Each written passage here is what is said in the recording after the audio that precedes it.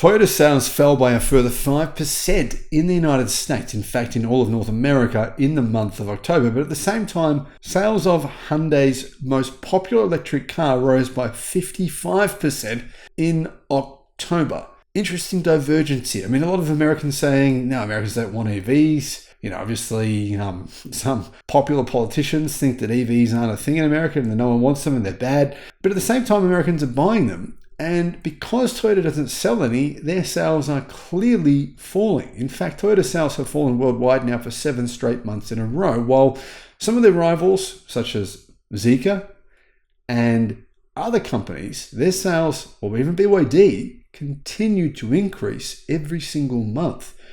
Hello, my friends. Welcome to the channel. Great to have you with us. I'm Sam Evans. You're watching the Electric Viking. Now, I know if you're in the United States, you're probably thinking,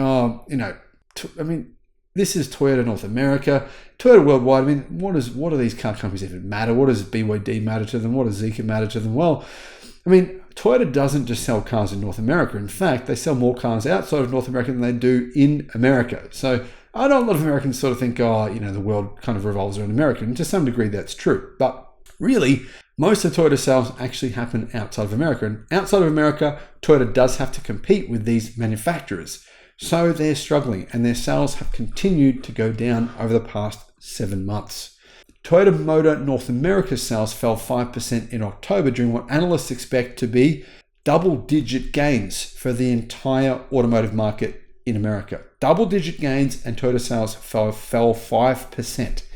Now, on the contrary, or the flip side, you might say, Kia and Hyundai sales increased, but really that was only thanks to their EV sales skyrocketing. Truthfully though, in the month of October, their sales increased by 17.4%, which is a really good month for them.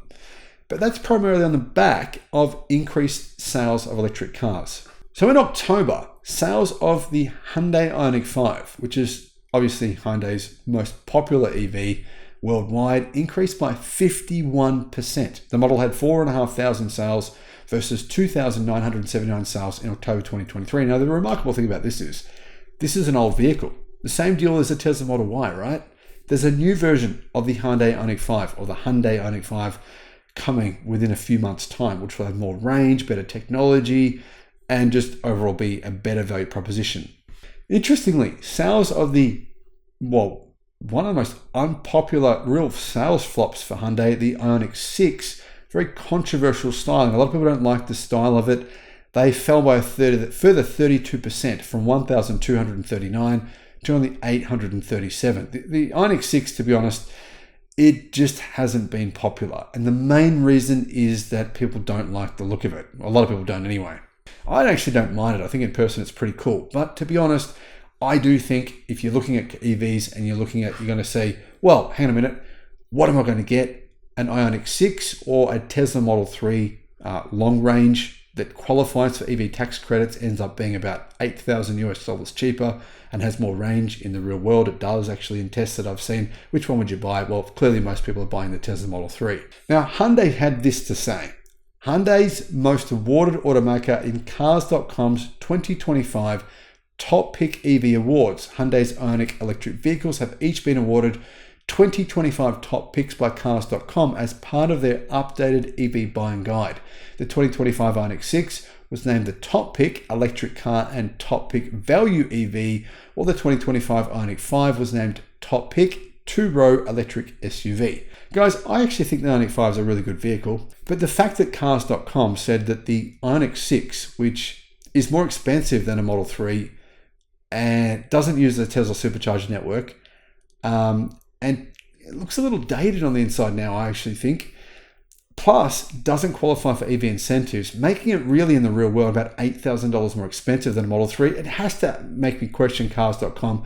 What is Hyundai paying them? I mean, I would assume they have to be getting paid something to just say that all Hyundai cars are the winners. Yeah, you guys win everything. Guys, really, honestly, is that legitimate? I mean, Cars.com, you need some credibility, guys, to just say everything from Hyundai wins the awards. Yeah, give it all to Hyundai. Okay, great. Yeah, it doesn't really seem like a thing that's going to help them with their credibility. I'm not saying Hyundai's EVs aren't good. They're good.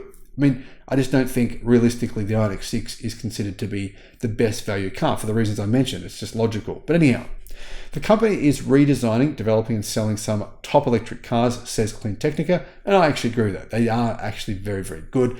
But like I said, they don't qualify for EV incentives in the US, but they will soon.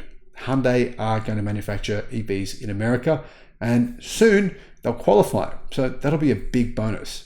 That said, the truth is Hyundai's EVs are still not, their sales are still a pretty small number. The Ioniq 5's 4,500 sales in October, plus the Ioniq 6's 1,239 sales, add up to a total of 5,737. If you times that by 12, then that's 68,800 vehicles in the US. So even with this good growth, they're still not selling many EVs in America, truthfully, in comparison to Tesla. It's one of the key reasons why I think Americans should stop bagging Tesla. Forget about Elon Musk. Don't worry about that if you don't like him. Just ignore that. He doesn't own all the company. Most shareholders own the company. They own 78% of the company. So forget about that and really focus on, being positive. It's an American car company. They make the most American-made vehicles. Majority of the parts going into their vehicles are made in America. They support tens of thousands of American jobs, and they sell a lot of electric cars in America, a lot more than Hyundai or Kia. So that's why I think, even though this video is intended to be a positive news piece about Hyundai and their EV sales, which are good, I think we don't bash Hyundai every week, do we? We don't bash them constantly. In fact, every single day Tesla gets bashed in the media. We don't bash Hyundai even though they sell a fraction of the EVs that Tesla does, a tiny percentage, and more than 90% of the cars they sell are still internal combustion powered. And that's something we should focus on, I think. Which company is actually providing us, improving our lives, improving our health by helping have cleaner air, promoting electrification? Hyundai is doing it, but not really in a real serious way. And I think that's what they need to do. I think Hyundai and Kia will be in a lot of trouble unless they pivot faster to EVs. Now, originally, about 18 months ago, Hyundai and Kia said that their plan was that only about 30% of the cars they sold in 2030 would be electric. In fact, just before that, they said 15%, and then they changed it to 30%. Hopefully, they plan on electrifying as fast as possible, because otherwise, I think they're going to struggle to sell cars outside of North America. Now, I know a lot of North Americans might continue to buy internal combustion, but outside of North America, the world is electrifying very, very fast. And EV sales worldwide this year have actually increased by 31%, which is a pretty big number. That's fast growth. Next year, we could see figures of growth of more like 50%. What that means is that if Toyota and Hyundai don't take EV sales seriously enough, both of them will suffer over the coming years. Thanks for watching.